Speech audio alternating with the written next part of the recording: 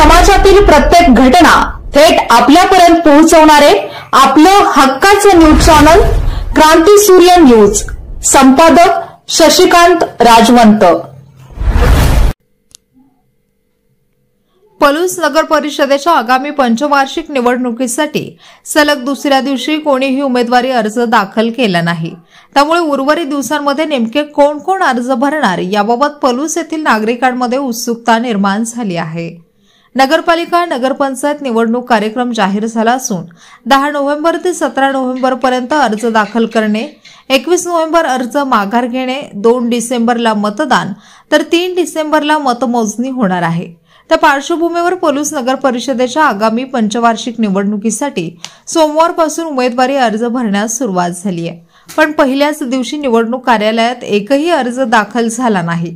तसेच दुसऱ्या दिवशीही अर्ज भरण्याच्या प्रक्रियेत कोणताही अर्ज नसल्याची माहिती तहसीलदार तथा निवडणूक निर्णय अधिकारी दीप्ती रिठे यांनी दिली आहे। पलूस नगर परिषदेसाठी एकूण 21 जागांसाठी ही निवडणूक होणार असून यामध्ये नगराध्यक्ष पद हे सर्वसाधारण महिला उमेदवारासाठी राखीव आहे। अर्ज भरण्याचा सलग दुसरा दिवस शांत असला तरी यंदाची निवडणूक अत्यंत चुरशीची होण्याची शक्यता आहे। पलूसमध्ये प्रमुख पक्षांमध्ये तिरंगी लढत होण्याची चिन्हे स्पष्ट झाली आहेत। यामध्ये काँग्रेस, राष्ट्रवादी काँग्रेस, अजित पवार गट आणि भारतीय जनता पार्टी भाजप या प्रमुख पक्षांचे उमेदवार निवडणुकीच्या रिंगणात उतरण्याची दाट शक्यता आहे। काही अपक्ष उमेदवार म्हणून देखील इच्छुक असले तरी अद्याप कोणीही उमेदवारी अर्ज दाखल केला नसला तरी 2 दिवसांची शांतता पुढील काही दिवसात तुटेल आणि सर्व प्रमुख पक्षांकडून उमेदवारी अर्ज दाखल करण्यासाठी गर्दी होईल अशी अपेक्षा राजकीय वर्तुळातून व्यक्त होत आहे।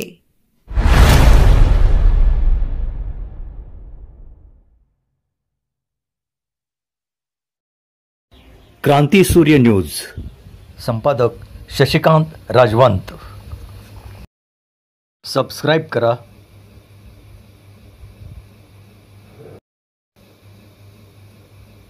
बेल आयकॉनला क्लिक करा आणि लाईक करायला विसरू नका।